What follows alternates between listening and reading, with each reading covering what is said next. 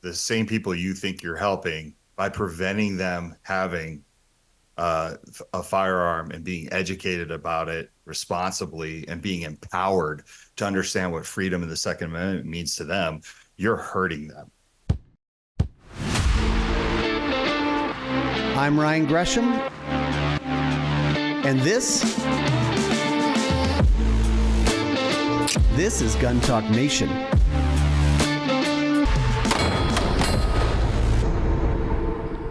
This Gun Talk Nation is brought to you by Stag Arms, SecureIt, Ruger, Guns and Gear, Franklin Armory, Hodgdon, Range Ready, and SDS Imports. All right, welcome into Gun Talk Nation. Today on Gun Talk Nation, mental health and guns. That's kind of an interesting subject to be tackling. We're bringing back a guy who's been on the show, it's been a while, but Mike Sedini with Walk the Talk America. Welcome in, man. Hey, man, it's good to see you, and thank you for having me back. It has been a while. Yeah, it's been a while. Probably over a couple of years. And I think that if people listen to Gun Talk Radio, they may have be familiar because we run some PSAs for you guys there, and we have, off and on for years. But Walk the Talk America is a different animal altogether. So, and I think that there'll be some stuff we can dive in here that is actually helpful for the listeners and viewers of this, because, I mean, maybe just kick it off. Just tell us, if people aren't familiar, what do they need to know? Okay, so at our core, we're a suicide prevention organization that has grassroots in the firearms industry, right? We're one of the first of its kind. Obviously NSSF has tackled suicide prevention and still does, but we actually kind of focus on the intersection of guns and mental health, right? Which is suicide at its core, but we like to think that we provide resources for firearms owners who might be in crisis or, have to think about going into crisis in the future.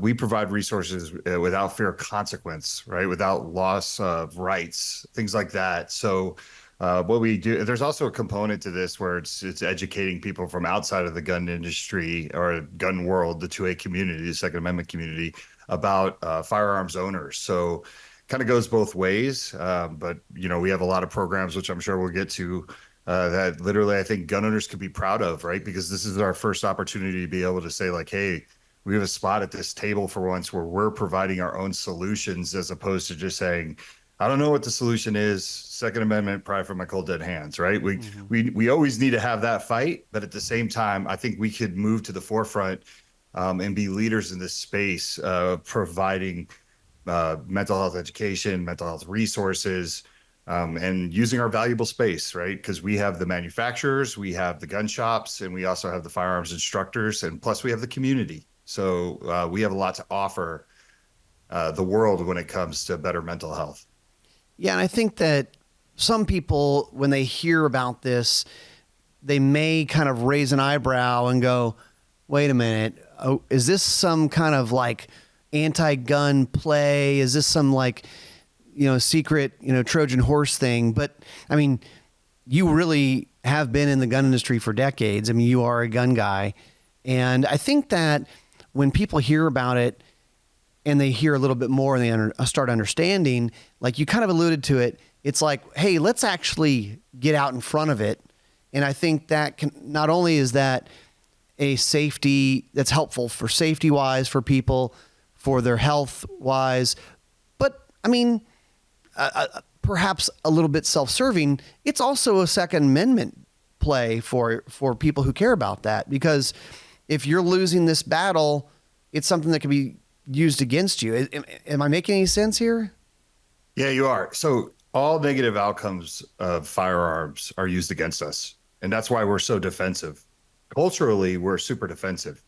And I think part of the issue is we've always been attacked by outside sources, right? Even the mental health community at times has attacked us in a way or said like, we don't care, we don't do anything. So for me, the fact that we have that kind of quick trigger when it comes to hearing guns and mental health, I totally expect that. And it's gotten easier over the last 6 years. Believe me, when I first started this, there were a lot more people that had not heard of me and were like, what are you doing? Like, stop blaming the gun, or Mm-hmm. just simply thought that it was mutually exclusive, like they didn't go together. And that used to be kind of sort of a narrative that a few organizations had kind of pitched to us in the past. But I think we can change that. And that's where it starts culturally. And the element of what you're talking about, I call it like PR insurance, right? PR insurance. So like when you show that you're getting ahead of it and that you're taking care of it, really what you're doing is what the alcohol industry did with DUIs. Mm-hmm. Think about it. Nobody blames Johnny Walker when somebody gets behind the wheel of a car and does something horrific, whether it's to themselves or the family of four that's just driving down the street. But they do that with us. And I feel like part of that is because we've done very little to try to get ahead of this. But in defense to our community, it's hard to want to get ahead of something when people are calling you baby killers or you stand on graves or all you care about is money. I mean, that's the quickest way you could make someone not want to work with you or take the Yeah, lead on a subject. for sure. So, Yeah. Yeah, I mean, that, you're kind of, it's easy to give up very quickly and go, never mind. I can't talk to these people. They're not going to hear me out. And we always, I think, feel like we have common sense and facts on our side when it comes to the gun rights part.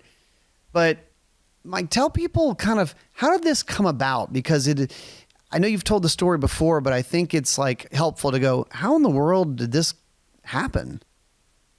yeah, the day before this happened, if you would have told me that I would be doing this for a living after, you know, basically being in the firearms industry for over 20 years, I would have told you that you needed mental health help, right? Like that's so it's something that sort of fell into my lap. But basically, long story short, my sales manager, Rafael DeValle, who now runs Bursa USA, we were out in actually Louisiana. We were out in New Orleans. We're kind of towards your neck of the woods. And Yeah. randomly, we invited a stranger that we had met at the bar to dinner who didn't know anything about firearms. And she had asked, like, what happens during a mass shooting? And I said, well, everybody blames the firearms industry. Everybody blames us. We blame mental health, and nothing ever happens. And she's like, yeah, it's really interesting. Like, how do you work with the mental health community on the stuff that you could agree upon as opposed to like focusing on the stuff you don't? And, obviously that was the spark that I needed in my head. And I was like, I don't think we do. And Raphael had said, hey, man, you should donate $1 a gun. Because at the time I owned Eagle Imports, which is a very large firearms importer. Mm-hmm. And in my thought process there, I was like, ooh, maybe the firearms industry can help the mental health community with all the money that they've been lacking over the years because of cutbacks. So I kind of wanted to big pharma my way out of it. I was just like, what if we raised money and supported the resources and the outreach that, they can provide that crosses over to everyone, right? Not just gun owners, but I learned very quickly that was a silly way of thinking. I had high hopes for that, but had to realize that the mental health community can only be assistance to us. They really don't have the answers themselves, because if they had the answers, they would have had those answers a long time ago. But finding that information out was a blessing in disguise, because it forced me to turn around and look at what we can do in the community and what kind of programs we can develop. And I'm happy to say that honestly, there isn't a room that I walk into, even an anti-gun room. And yes, for your listeners, I will do that. There is no place I will not go to talk about what the firearms industry is doing to get ahead of these negative outcomes and provide our solutions to them. And the bar is set so low for us that it really gets people to stop and listen, right? You think about some of the programs we have that some of your listeners might be familiar with. We do free and anonymous mental health screenings, right? We have about 12 of them. Companies like Ruger, Bursa, Arms Corps, Cannon Safe, like High Point, they're all putting our free and anonymous mental health screenings in the boxes of their products for their consumers to be able to check on their mental health at their own leisure and their own privacy and not have to worry about being punished for it. Things like that are so innovative to everybody, not just the gun community, but everybody on the outside of the gun community that are like, wow, that's a really good idea. We never really thought about it. That's what helps us get ahead of this, right? We have cultural competence for mental health clinicians to teach mental health clinicians about gun culture so they understand us when we do risk going and talking to them. That program in itself has been a blessing because what it's done is brought a bunch of mental health clinicians forward that normally would hide from admitting that they own guns to say, yeah, we really should lean into this. And why can't being culturally competent in firearms be a thing, be a category that we lean into? Think about the other programs we have. We have a firearms instruction video. Right now, what we're seeing is states are passing legislation that are requiring firearms instructors to incorporate an hour long of better mental health and suicide prevention Yep. into the curriculum, Yep. right? And when the firearms instructors are turning back to the states and they're saying, "What do you want?" The states are acting like birds that want to fly south but don't know why. They're like, "We want this, but we don't have a curriculum for you. We don't know what you want to tackle." We just So really we need you to created teach it. We don't know how to teach it.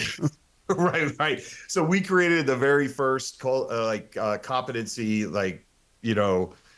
course for it that's an hour long. So many of the instructors that are not comfortable like broaching the subject can just hit play, right? So these are the things that we're doing. We're finding the needs and the blind spots, and then we're improving on them better than the mental health communities do. Like that, that's what I love. So, Mike, you guys have, I mean, you've really gotten in there for several years now with the mental health community. What are some of the maybe misconceptions that, I mean, I'm kind of generalizing here, but misconceptions that they have about gun owners or the gun culture? I think the biggest one is that we don't do anything to help prevent any of the negative outcomes for firearms. I mean, there's many times I've spoken at events and people are like, "Hey, have you guys ever thought about putting like a cable lock or a trigger lock in all the boxes of your guns?" And I'm like, "Yeah, that's an industry standard. We've been doing that for years, right?" Yeah. So, because we've had this like self-imposed chasm that both of us have kind of like put in the middle of us and stood on either sides, like we haven't even communicated about the stuff we've been doing for years, and we're kind of blind. We have blind spots to the stuff that they have to offer to us, right? Yep. So that's why collaboration is really good. Now, collaborating does not mean coming off of your core values about the Second Amendment at all, right? So when I walk into those rooms where I'm meeting with organizations that might support red flag laws, I double down on the fact that I think red flag laws get people killed and they're a detriment for people to get help, right? Barrier to entry. So like I don't ever come off of any of those stances. And what I want to do is educate them on those blind spots, right? Because let me give you an example. Last year, I spoke at the Aspen Institute of Health. I was the very first in the history of that festival, that week-long festival, the very first firearms industry representative. When I got off the plane, literally like 12 people all pulled me aside. They were afraid for me. They were like, "Hey, You're listen." walking into the lion's den. Right, right. Well, and it was really funny because at one point, because my whole thing is like, I got this. Don't even sweat it. Don't worry about it. I do these all the time. And, the mindset that they had was, you don't know what you're walking into. Some of these people get really triggered really easy when talking about guns. Of course, it went exactly how I thought it was going to go, where people were listening to the information I was providing. But at one point on the panel that I was on, two of the people were super pro red flag law. And then it came to me and I was like, "Hey, listen, I live in a different world than these people do. Okay. I'm sure anecdotally we can all point to things that say like this works and saves lives." I said, "In Mhm. my world, it's a barrier to entry and it gets people killed because what happens is gun owners won't come forward to go get help because they're afraid of the red flag law in their state. So when they're at stage 1 or 2, they won't come forward. And then we all know what happens when you don't address something at stage 1 or 2. It moves to 3 and then 4, Yeah. right?" And I said, red flag laws scare people from getting help. Crowd does not even react. I see heads nodding, right? I'm there at the Aspen Institute for 2 more days, just walking around the campus, going to all the other functions that they have. I had so many people say, "Hey, man, I saw you speak the other day. I want to tell you something. I'm still not a gun person. I still hate guns, but you have given me something to think about. I always thought you people always wanted to arm everybody. No one ever made me see that red flag laws could prevent someone from getting help." You see what I'm saying? Mm-hmm. So it's like we have to educate each other on these issues, because a lot of people, especially on that side, I call it being gun ignorant, right? Like they're gun ignorant. They don't understand what I don't need when I speak in a room full of people that may be anti-gun or gun ignorant. I don't need you to be pro-gun at the end of it. I don't need you to be anti-gun at the end of it. I need you to be pro-understanding. And when we get there, I think we can get stuff done and save lives. Well, that's really the first step is, yeah, exactly like you're saying. You're not going to change their mind in the first conversation. But if you present an idea or a thought that is opposite of what they understood, or at least they thought to be true, and then they go, wait a minute, if that could be true, all of a sudden the mind opens up and like, wait a minute, I've had this whole misunderstanding of these people, you people, or whatever. And now they just at least go, well, maybe I need to look into this further. It opens up their minds, which is the start, right? Mike, let's take a quick break. We'll be right back. SecureItGunStorage.com. We talk about SecureIt because they make just really cool products, and we have a bunch of them here. We have the lockers, we have some of their agile safes, and when people come into Gun Talk headquarters, we often get that question of like, ooh, what's these? They're all stacked up, and it's like a cool wall of storage for your guns and your gear, but they do a good job of providing a lot of different options for storing your goods, gun walls, accessories, and you can kind of customize the configuration inside to really maximize the space for what you want it to work for. So you can learn more over at SecureItGunStorage.com. Ruger, one of the popular ones, one of the kind of cool, fun ones they're doing is the Ruger LC Charger. It's chambered in 5.7 by 28, low recoiling cartridge available in an array of options for target shooting, small game, personal defense. It's kind of a large format pistol, and you kind of have to see it to understand it, but it's a 10.3 inch barrel. So let that sink in for a second. Yes, it's a threaded barrel. Yes, they have a CNC milled handguard that works with M-Lock, full-length pick rail on top for optics. Just a fun, cool gun. The whole thing only weighs 66 ounces. So go check it out over at Ruger.com. Range Ready is where we run our classes, rangereadystudios.com. So go over there to check out the classes and events that we have going on. We've got the Savage Concealed Carry Experience. Oops, sold out. We've got the Crimson Trace Laser Handgun Experience. Oops, that's sold out too. These things go fast. Another little known thing about Range Ready is we will provide you a pistol if you need one for running a class, or even an AR. And HK is one of our partners on that. VP Series pistols available for student use when you sign up, and there's no charge for that. We don't rent you a gun and there's an upcharge. It's just available for your use. So it's a pretty cool deal. Go check it out, rangereadystudios.com. You know that Silencer Central makes it easy to buy silencers, but they also have their whole line of Banish suppressors, and the newest one is the Banish Speed K TI. TI for titanium. Extremely lightweight and compact. This is a really cool ultra compact 223 556 dedicated silencer. Weighs only 8.6 ounces.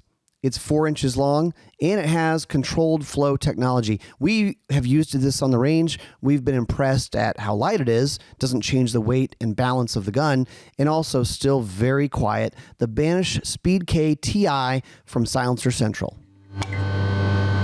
So, Mike, that's just one great example of people bring up red flag laws, and I think that's something that people listening to this, they're very likely to have these conversations. That's one of those subjects that's going to come up, and we're going to steal Sodini's line here of like, red flag laws get people killed because it prevents them from seeking help. Are there other things that, like, kind of tools in the toolkit that we could give the listeners to say, hey, here are some items that when you're talking with people that may come up because they go, oh, you're a gun guy. And they're going to say, well, what about this? What about that? When it comes to suicides, mental health. Right. Obviously, I've been doing it for 6 years now, and this from the angle of Walk the Talk America. So I feel like there's nowhere that they can pull me. There's no deep water they can take me where I don't have an answer for anything. But I mean, some of the things that people have said to me in the past, and I always find it really interesting, and it's getting better as the years go by. And I'll tell you why. I think, the outside world needed to see that we were coming up with our own solutions, right? I'm a big believer in don't come to me with a problem unless you have a solution. I don't care if it's a stupid solution. I just need you to have a solution. I don't need to hire you or pay you to point out problems. I mean, when I owned my company, that's how I ran it, right? Like, Mhm. so it's the same kind of thing. The the people outside of the gun community aren't going to usually take the time to come understand us. So we have to be on point when we have these discussions. And what I want the firearms industry to understand is know all the things that we are doing as the gun community.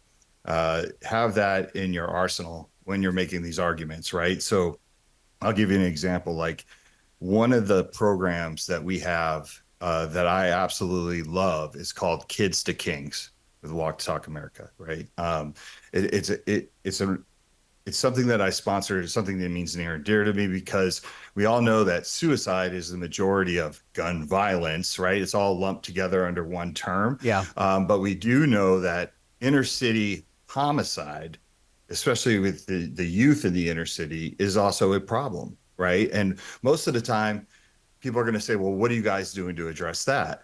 Well, we have a program called Kids to Kings where we go into underprivileged, underserved neighborhoods and we give the youth an opportunity to experience firearms in a healthy manner. And it's not just shooting, it's not just firearms education, it's life education, right? So we teach them about mental health. We teach them about PTSD, complex trauma, life skills, money management, right? This is a pilot program that we started in Atlanta, which you can go online and find information about. But it absolutely empowers people that normally wouldn't have the opportunity to learn about firearms in a healthy manner. Most of these kids are learning about firearms from, say, like music videos or Right. music or Yeah. Hollywood, right? And or not the necessarily the greatest role model on the planet, right? We're not here to judge anybody, but even if you carry a gun illegally, you have the right to learn how to be responsible with it, and you can be responsible with it, right? And that's what we care about. So it's just those things is like when people have these gotcha moments, I love having these answers for them. So it shows that the community's on top of it. And actually what we're doing is better than what you are doing, which is preventing and keeping people trapped in this mind frame that they can't own a gun or they shouldn't own a gun because of where they come from, which is ridiculous. Yeah. Yeah. That's a good point. And certain cultures are being told, just don't own guns. The guns are the problem for our community, for our whatever. And it's like, no, I mean, you can absolutely own a gun to protect yourself and you may find out that it's a great hobby, but being taught the right way. Mike, how much do you think you being accepted at least to these events, the mental health events, how much do you think it helps that you're not running a program that is run by NSSF or the NRA or something like that? This is an organization that you created, and I mean, you kind of left your business to go do this. I mean, does that help with them welcoming you in and at least hearing you out?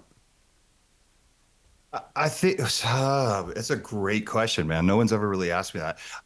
I believe it does in a couple ways, and I don't want to say every organization like NSSF to me.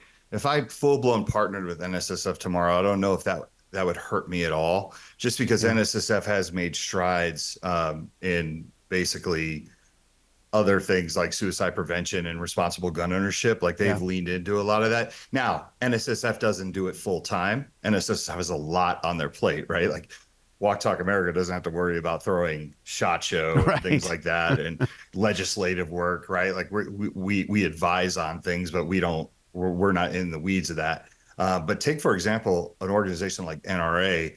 NRA would absolutely be detrimental to the work that I've done and getting the circles that I'm able to walk in simply because they've been villainized. I'm not here to judge either way, but they do have a little bit of a PR problem. So I think in that sense, it does help that I stand alone.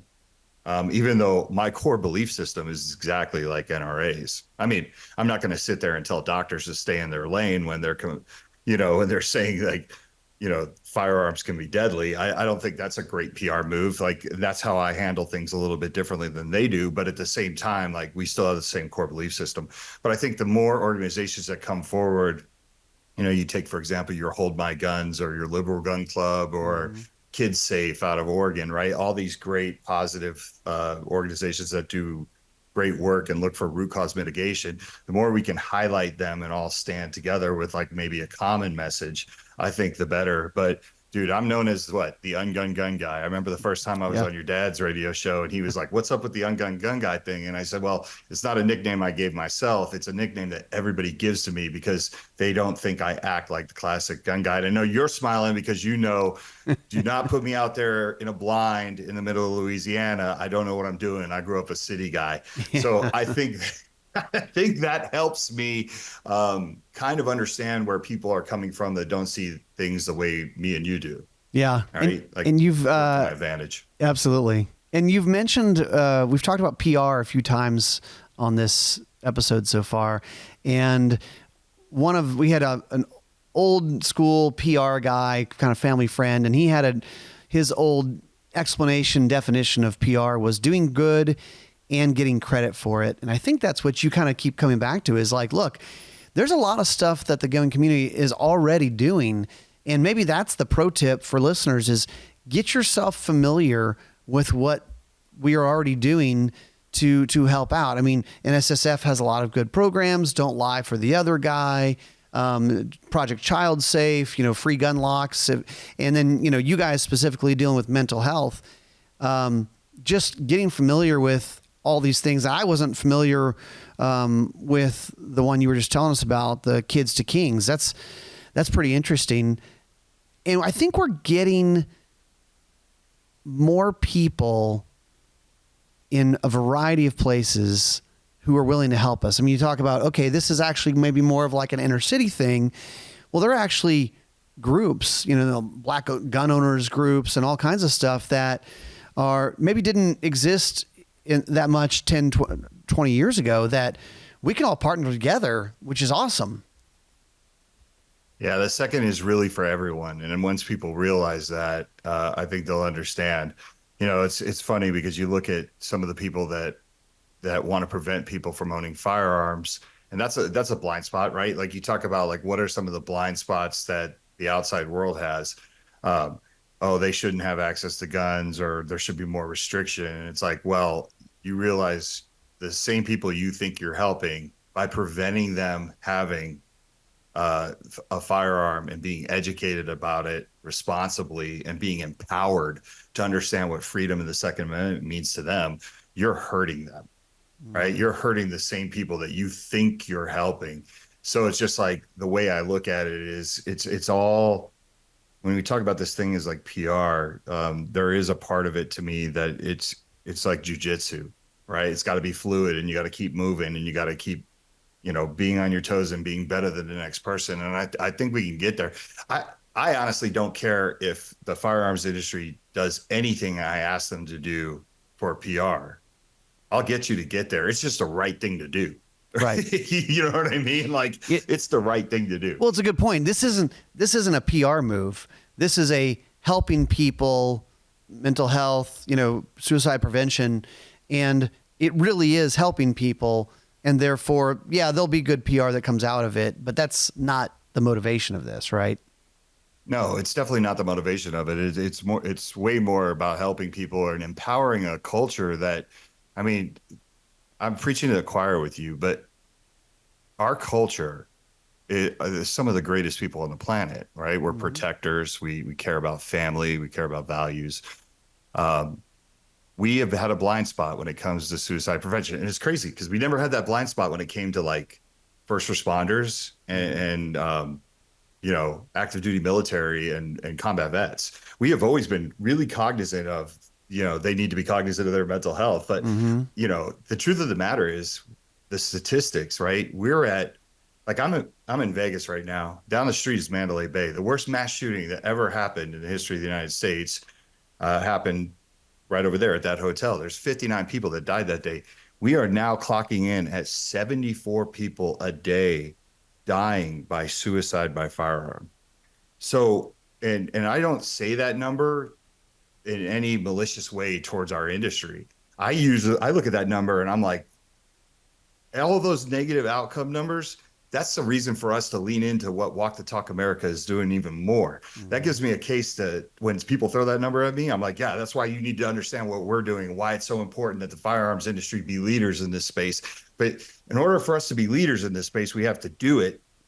And you can't make us a villain anymore, Mhm. right? Like you want our valuable space, you want our valuable people, you want our valuable influencers. You cannot make us a villain anymore in the better mental health fight and the fight to reduce the numbers of suicide by firearm. Um, to me, it's like I said, it's the right thing to do, and it's about a cultural shift. When I mean cultural shift, it's like getting us out of the mind frame that we can't talk about suicide or have access to better mental health just because we're gun owners. Like, I think that's what we think. Like, hey, we can't go talk to people. We can't do that. Well, we need to start demanding it. And, Mhm. and we do that by building our own programs and doing this ourselves. And then what you'll see is over the next 5 years, because it's gotten better for me. 6 years ago, when I sat up in front of a crowd of gun people, I was really nervous and I had to get to the point really quick. Now people are like, "Oh, Walk Talk America," or "You're on our side. You're doing the things for us." But I want every firearm owner in the future to literally, when you buy a gun, you think about safety, and it gets beaten into your head, especially when you take your first Sure. CCW class, right? Sure. You get training, right? What is the other things you learn when you go to get your CCW? You always, almost 9 times out of 10, there's a lawyer in there explaining to you that you can't just shoot somebody, Yep. and get away with it. Even if you're 100% in the right, your life is going to be a living hell. But now this third component that I want all gun owners to have is this better mental health plan and suicide prevention plan for the future, right? And that's part of being prepared. I don't want to catch people, and gun owners in particular, when they're in crisis. I want us to be so in tune with mental health that we're thinking about it while we're happy. Yeah. I want them to think about it when we bought the gun. We bought the Ruger. We took it home. We were so excited. Our wife, our husband, who might be a little apprehensive, right? You're like, no, this is good, right? That everything that this box represents: freedom, home protection, protection for community, and now better mental health and suicide prevention resources. Like the gun could stand for everything. Like, and I truly believe that. You Well, know? and if you get out in front of it, right, like you said, you're having those conversations before someone's in crisis. It's harder to I think about, like, I have kids, right, and when kids have, like, they lose it sometimes. They get upset about stuff. If you have an 8-year-old and they're just crying uncontrollably about something that, as a grown up, you may go, "This is stupid. Why are you crying like this? Why are you losing your shit over this?" But that's not the time that you're going to be able to reason with them. You can't just be like, What's the big deal?" Like, but ahead of time, you can kind of like, "Hey, this thing," that's the time where someone would listen to that type of message. And then if they do have something that maybe triggers an issue, right? Now they can go, okay, I've already given this some thought. It's not the first time they're thinking of it. Yeah, like think about this. Like, I have a plan for almost everything in my house right now, and I have guns staged everywhere. I have to have them locked because I have daughters, Mm-hmm. right? And it's not even that I don't trust my daughters. I don't trust their friends. I don't, yeah, you know what I mean? I don't want people breaking into my house. So I practice like retrieving my firearm, like just as hard as I do using my firearm, Yeah. in many cases. But there's not a spot in my house where I'm stuck. But that's about planning. That's about being prepared. I've also had plenty of discussions with my wife about, hey, if something were to happen to me, or let's just say I start showing early signs of dementia, I want us to have a plan that kicks into place, right? Like, if Mm-hmm. you're my neighbor, Ryan, and I trust you, and you're a dear friend of mine, we've known each other for years. I want to be able to, as a gun owner to another gun owner, say, "Hey, man, like, I want to give you this power. Like, if you feel that I'm slipping, I want to give you some sort of control in helping me recover, right?" And that's maybe making a plan with your neighbor to say, "Hey, look, if I ever need to get the guns out of the house, or you feel like you see me in a bad way, and you say, 'Hey, man, I'm more comfortable holding on the guns tonight. Let's get you some help.'" I want us to have that plan way before I actually hit that point. And I think that as gun people, as a community, we can definitely do that. We can start having these conversations and stop hiding in the shadows and demystify the counseling process and find all the counselors that are pro understanding and really understand the laws and everything else. So I'm just, like I said, I see hope for us moving into this next stage of responsible gun ownership. And I think that's adding the suicide prevention and better mental health. But like I said, this isn't about intervention. This is about prevention. So let's Yeah. like get upstream to prevent the unpredictable, right? Like that's what we want to do. So, I mean, we have a bunch of people listening to this right now who, if there's somebody who is maybe having a little bit of issue, or maybe even more likely, they have a buddy who they're like, you kind of tend to go, man, he's kind of acting weird. And a lot of people shrug it off, right? They're like, he's just going through some stuff right now, or he just, he did a few tours and he was affected by that, or whatever it is. Like, first steps. I mean, you're in this world. I mean, what are the first steps for them to help themselves or others? Well, without sounding a little self-serving, right? Like the first step, I like let's put it in perspective of it's you and me, right? And I think you're not in a good way, and I think you've been acting a little bit different. I mean, the first thing I probably do to you is and come to talk to you and let you know it's okay to talk to me about it, right? Like there's no restriction, there's nothing. I'm not calling the government using the bat phone to come get your guns taken, but if I'm honest about it and I'm like, look, Ryan, as gun owners, it's like super important that we are on top of our game mentally. And hopefully I could start that conversation with you. But one of the things I might recommend is taking one of our free and anonymous mental health screenings. Just like, hey, Ryan, like, I feel like you're depressed, or, maybe you say to me, yeah, I've been having a lot of anxiety lately.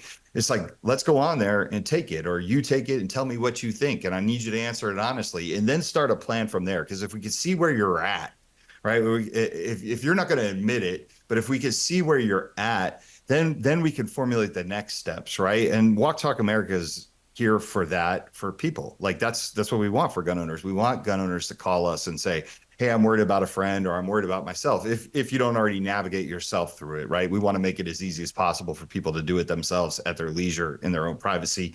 But for me, it's let's figure out what level of crisis you might be entering, where you're at, and then find the plan from there.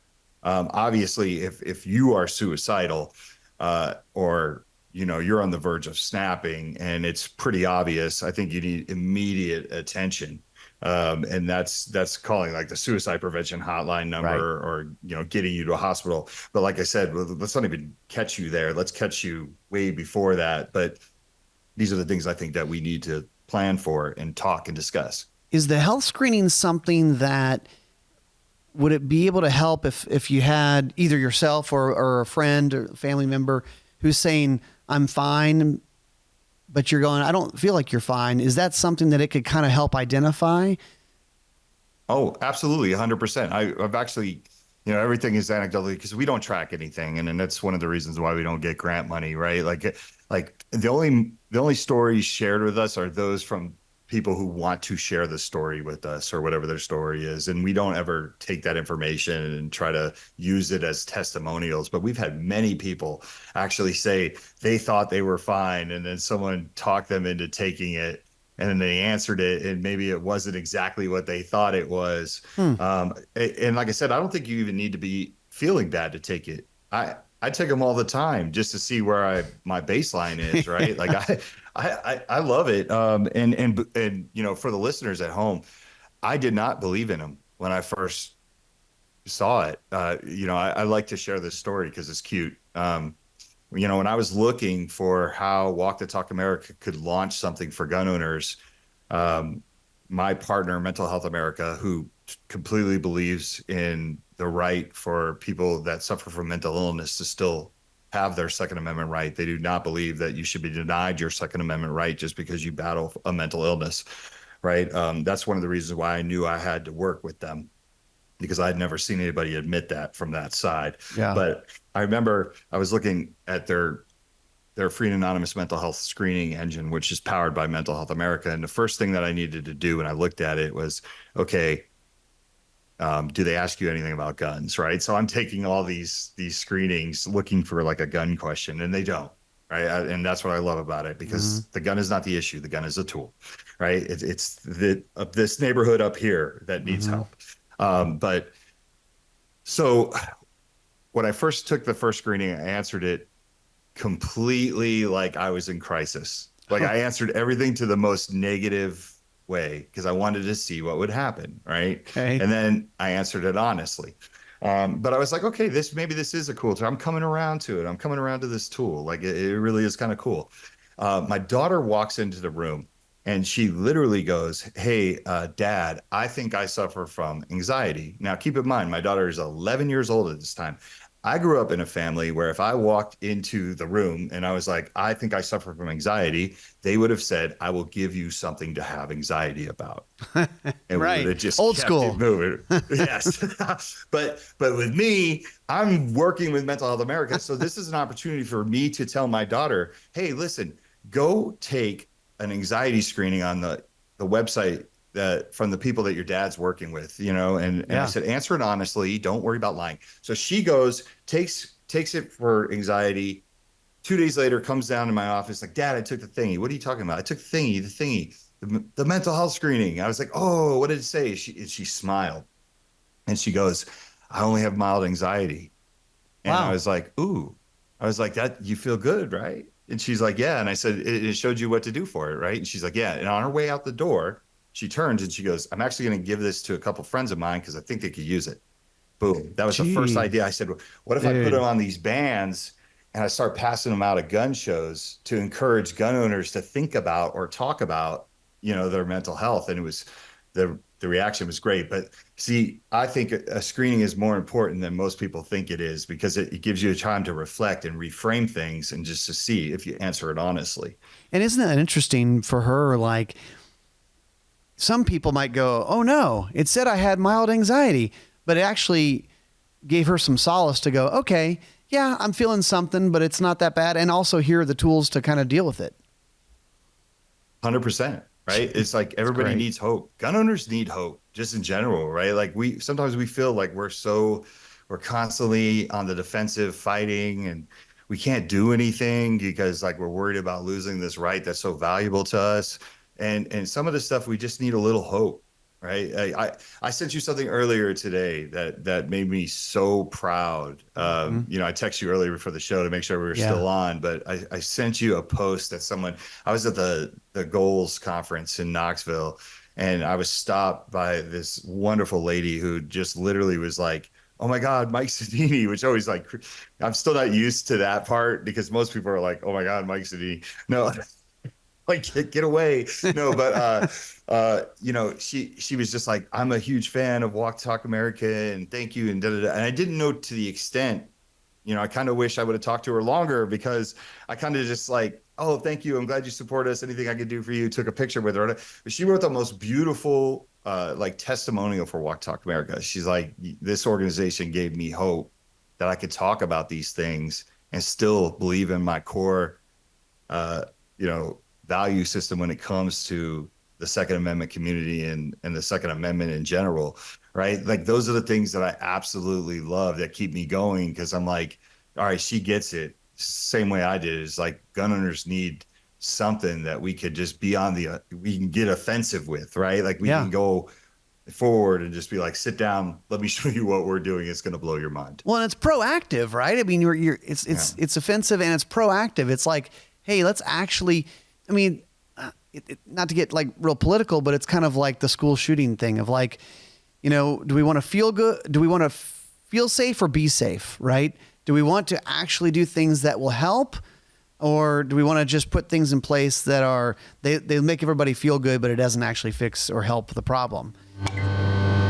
Franklin Armory binary triggers just got an upgrade. The new AR Elite trigger. Of course, the binary firing system is a 3-position trigger. You can safe, you can fire it semi-auto, but in the 3rd position, it fires 1 round on pull and 1 round on release. Now, the new AR Elite trigger comes with premium features, including interchangeable trigger bows. So you can choose between a curved trigger or a straight flat face trigger. Also easy to install, straight, smooth trigger pull, 4.5 pounds plus or minus a half pound. Positive reset. So go check it out, franklinarmory.com. Military Armament Corporation, MAC. They make a lot of different kind of reproduction guns. The one that's really hot right now is the MAC 5 pistol. MAC 5 pistol, as in the MP5. Yeah, the MP5 from a different gun company, but this is actually made on a lot of the same tooling. You'll have to look it up. Arguably one of the most iconic firearms of the modern era, and they've done a really nice job with this. I mean, it's roller delayed blowback action. It comes with two 30-round magazines, the cleaning kit, and a lot of true and accurate features like a tri-lug flash hider, trigger lock, all that stuff. So go check them out. millarmamentcorp.com for the MAC 5 pistol. Tune in to watch the new season of Guns and Gear on air now on Outdoor Channel and Sportsman Channel, or you can find it online. Guns and Gear brings viewers the newest innovations throughout the firearms industry. New guns, new gear, optics, ammo, all that stuff. Go check it out. Outdoor Channel, Sportsman Channel, and of course, online. Aero Precision, known for helping you do gun builds, especially AR-15s, and they're still knocking out their monthly limited edition builder sets. It's going to stand out at the range among your family and friends when you're shooting. You got to go check out their builder sets. And even if you miss out on this one, the next one's going to be really cool, because every single month I'm like, oh wow, that's really cool too. You can learn more over at aeroprecisionusa.com. I'm going to go backwards for a sec. The number that you said of firearm by suicide is how many per day? 74. And people are like, where'd you get your numbers from? The FBI and the CDC. So that's what they're estimating. I mean, I often say that I find that people worry about the wrong things. You know, they worry about nighttime. They're scared of night, right? Like, okay, but it's like bad things happen during the day. There's home break-ins during the day. They worry about this and this and this and this. And then, of course, the news will tell you this thing was really bad because it was a mass shooting or whatever, which is bad, certainly. But the way I've heard it said is this is the equivalent of that every single day. We have an October 1, more than an October 1 shooting every single day. If you took those people and you added them together like they did with COVID and you ran it up on a screen with their names, the problem is that doesn't sell ad space. The media, it's just not sexy. And I think also it makes people look inside themselves and say like, uh-oh, the biggest enemy might be in here. Right. Like maybe it's not the guy at the school or the shopping mall or something like that. Like maybe it's up here, and I don't want to face that, because at least the enemy out there is like something I could prepare for. But like no one wants to look at themselves and say I might be damaged or I might need some help. Right. Especially gun owners, because like we're protectors by nature. Right. So it's just. But yeah, we don't focus on a number, and that's what I'm here to do. Like honestly, like so every time I get invited to speak at events, and everybody knows me that I get pulled into some events that your listeners would be like, what, right? Like I've spoken at Moms Demand Action events because I realized that the Moms Demand people didn't realize who I am, and they thought I was just like them. So when you show up wearing a red shirt. No, but like here's the crazy part, and I want to tell a quick story if we have some time. Yeah, go for it. But okay, so anytime I get an opportunity to speak at an event, I bring the focus back to suicide prevention. And the reason why I do that is because it's actually something that the firearms industry could help reduce. I'm not saying reduce suicide, right? Like suicide will be here forever. Suicide by firearm will be here forever, but we can work on getting these numbers down. Why do I care about firearms? Because I'm from the firearms industry. I mean, to be honest with you, if I was from the rope industry, maybe I'd do the same thing with the same type of passion. But I care about firearms owners. I care about our industry. I care about everything. But anyway, so I get asked to speak at these events like the Moms Demand Action event in San Jose State, which a lot of people raised a lot of eyebrows because they're like, why are you doing that? And I was like, because if I don't interrupt them and change the narrative for the crowd, because the crowd isn't anti-gun. The crowd's gun neutral or gun ignorant. Most of these people just hear like gun violence and they're like, I don't like gun violence, but who does like gun Yeah, violence? we're all on the same page about that. It's like a sign that says, I don't want to see puppies slaughtered by samurai swords. Right. Like, is there anybody in the world that wants to see that? Like, that's such a silly term. And it just upsets me that we let the anti-gun side like monopolize that term, gun violence. Right. So what I like to do is say, what does this sign mean? What does this mean? Well, it means suicide prevention, because 2/3 of all firearm deaths are suicide. So like we really need to focus there. And I have this Venn diagram when I speak that shows like mass shootings. It's this like little circle. Yeah. And there's like, total gun deaths, and then there's suicide. So it shows you, it puts it in perspective, right? Like how tiny the number is, which we never are going to belittle, because it's just heart wrenching. Like when you think of children, dropping your children off and then never seeing them again because somebody did something horrific. But so I speak at these events and I totally change the narrative. And usually what happens is when I come off the stage, I get all these people that are like, want to talk to me, and they're thinking. I'm getting them to think and think outside of a way that they never thought before. But at this particular event that I spoke at, I remember the lady from Mom's the Man was passing out. They were passing out while I was talking. They were passing out little pamphlets that had QR codes all over them. And so when I came off stage, someone handed me a pamphlet and I was staring at it. And then the Mom's the Man action lady went after me, and she got up on stage and she goes, "Who here wants to end gun violence?" Once again, that's like saying, who here doesn't want kittens thrown into a lake with you know what I mean? Right. Like nobody wants that. The crowd erupts and everybody's like, me. And she's like, okay, take out your phone. She's like, scan QR code number 1. I'll give you a second to fill out all your information. Do that right now if you want to stop gun violence. So they're all filling it out. Now I just start to realize what is happening. They just got a bunch of kids under the gun violence, the guides of gun violence, like to think that they could end gun violence by filling out some information from some QR codes. It's a really lazy way out of looking into this situation. But do you really blame young kids in college? No, because like they think they're doing something great and they think they're helping. So she's like, hit submit. Boom, hit submit. You just messaged Congressman so-and-so demanding stricter gun laws, right? And Yeah. I'm looking at this going, my side, my people are playing checkers and these people are playing chess. Like we could do that. We could do that exact same thing, but we're not doing that. And part of the problem is we're not even showing up to figure out that they're doing that. Yeah. Like that's not something that even crosses our minds.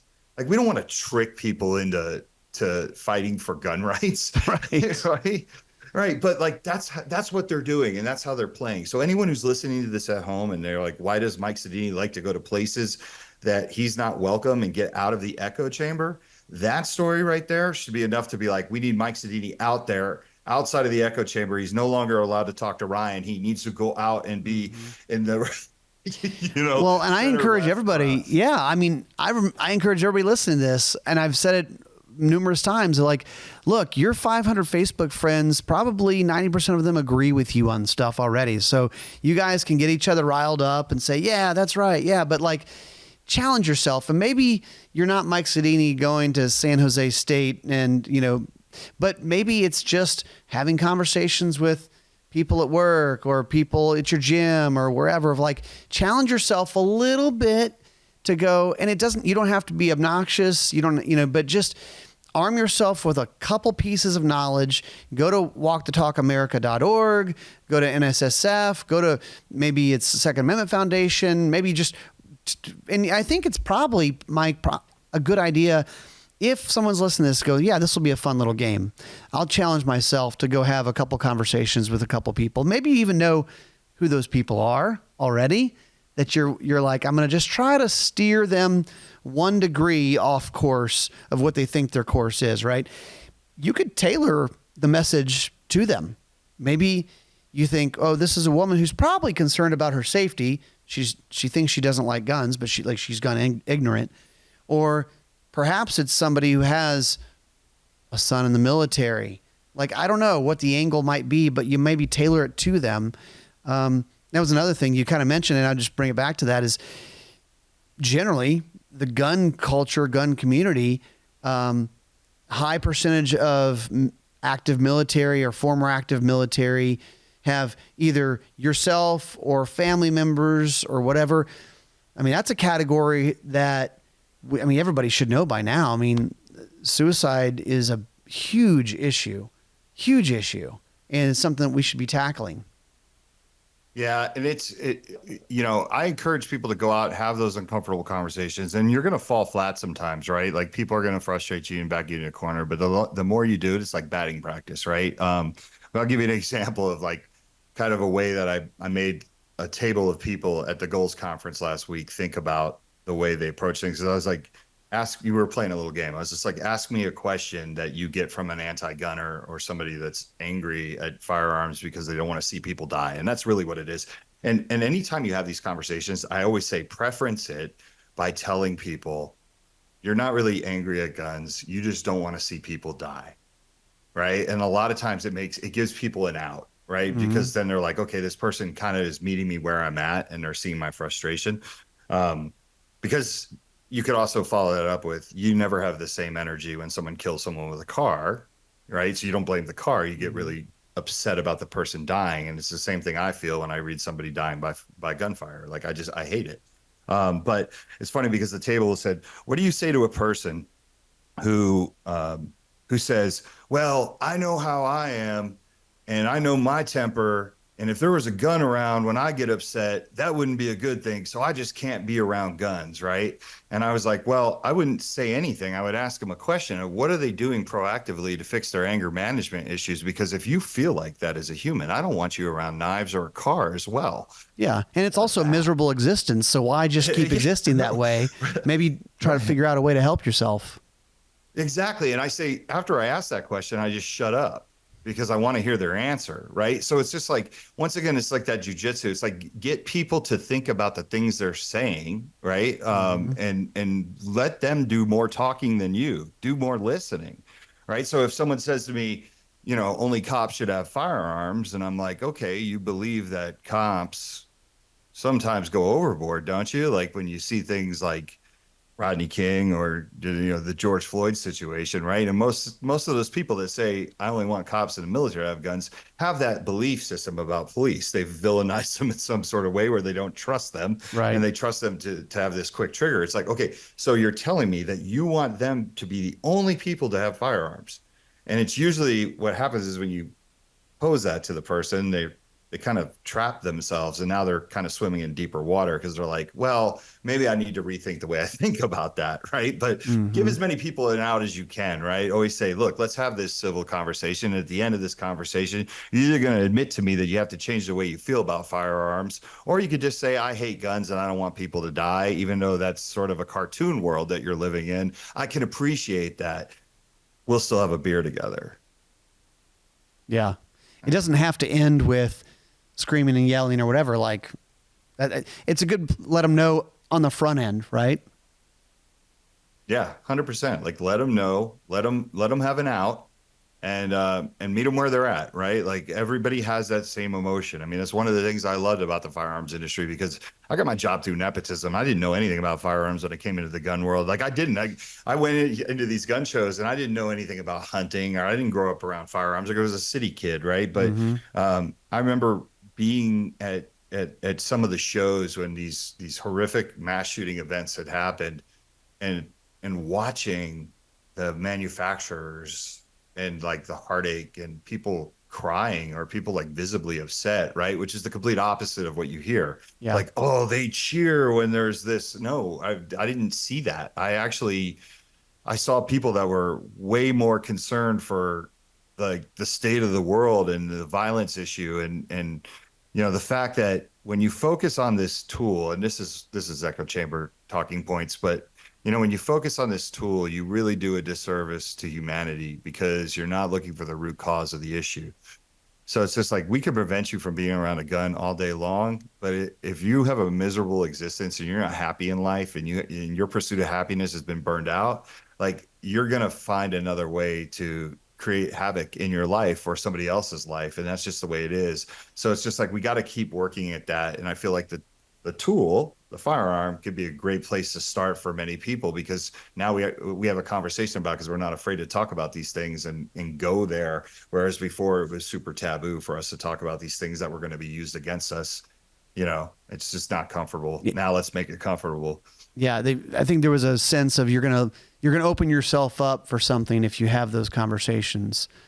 But Mike, I appreciate you getting in front of it, man. I know you're working your butt off with this, and it's crazy. I mean, right? honestly, you were there from the jump, dude.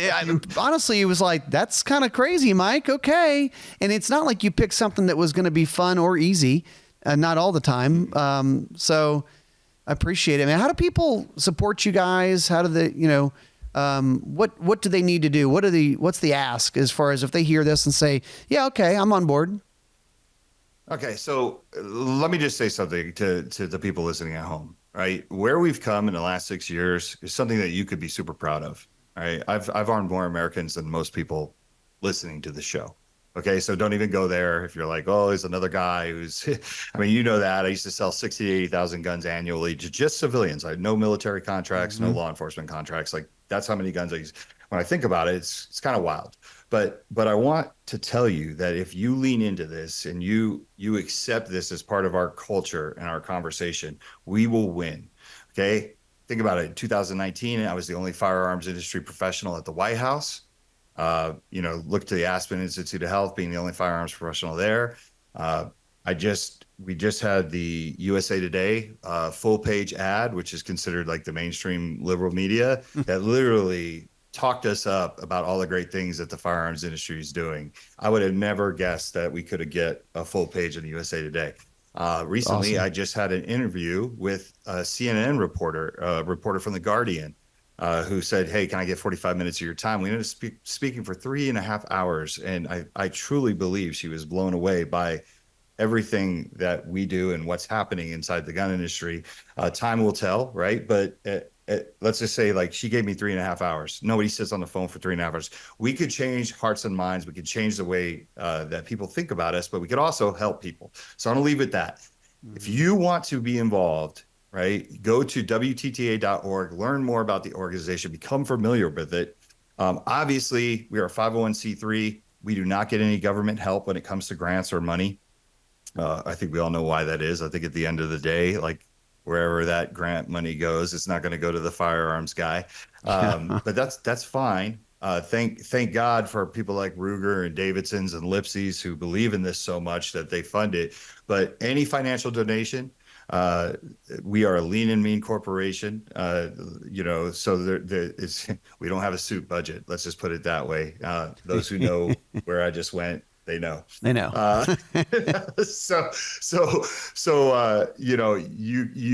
Your money's going to something good. So go there. And like I said, not everybody has money to help. So there are different ways that the website shows you can help in terms of social media push. Our social media across X, Facebook, and Twitter is at Walk the Talk US. That's another way to become familiar with what the organization does and see all the cool videos and all the interviews and everything that we've done over the years. So if you want to help, WTTA.org. But remember, force multipliers. Like, if you're out there pushing our message, even in the discussion at the echo chamber or outside of the echo chamber, that to us is just as valuable as a donation. Right. Encouraging other firearms groups, like, hey, maybe you have a contact at a firearms company and you're like, look, you guys should be putting the free and anonymous mental health screening in the box, or maybe your gun shop, you think you could do it.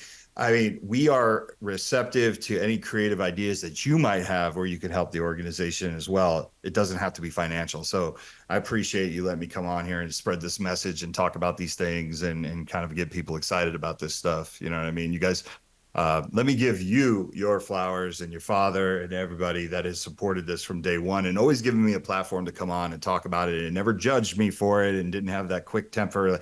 Kind of saw what I was going for in the beginning. I've always appreciated that. Thank you for that. Oh man, you're doing great things, and it's amazing. I mean, yeah, probably at first I was like, "Are you sure?" But But I mean, guys, he's not kidding around about this. Like, he is dedicating his time, more than full time, on this. So you're doing great things, dude. I'm glad we could have you back on. If you're listening to this, if you're interested in what he's up to, go check it out. WTTA.org. Is that right, Mike? Yep, or walkthetalkamerica.org if you want to spell it all the way out. But WTTA.org is quick and easy. All right. Awesome. Well, Walk the Talk America. I'm glad we got a chance to talk about it. That's it for us, everybody. We will see you all next time on Gun Talk Nation.